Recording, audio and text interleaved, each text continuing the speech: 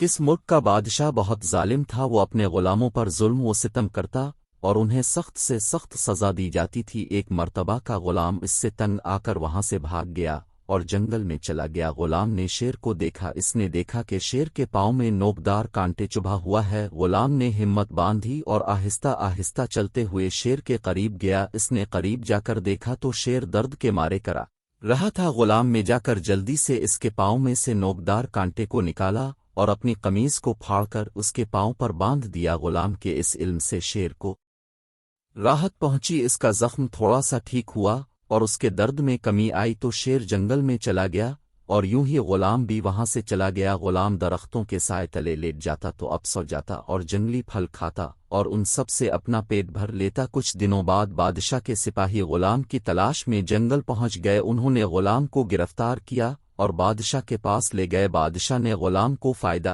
دینے کے لیے بھوکے شیر کے سامنے پھینکنے کا حکم دیا اور بادشاہ کے حکم کی تعمیل کی گئی۔ غلام کو شیر کے سامنے پھینک دیا گیا۔ شیر غلام کو پہچان گیا اور اپنا سر اس کے قدموں میں رکھ دیا۔ وہاں پر موجود سب لوگ یہ دیکھ کر بہت حیران ہوئے اور بادشاہ بھی۔ بادشاہ نے غلام سے اس واقعے کی وجہ دریافت کی۔ غلام نے جنگل میں پیش آیا تارا ماں کا بادشاہ کو بتا دیا۔ بادشاہ یہ سب سن کر بہت شرمندہ ہوا۔ اس نے اب اپنے غلاموں پر سختیاں اور ظلم و ستم سے توبہ مانگ لی، کیونکہ اب وہ جان چکا تھا نیکی کبھی رائے گا نہیں جاتی اور اچھے عمل صلہ اچھائی کی صورت میں ضرور ملتا ہے، نتیجہ احسان کا بدلہ احسان ہوتا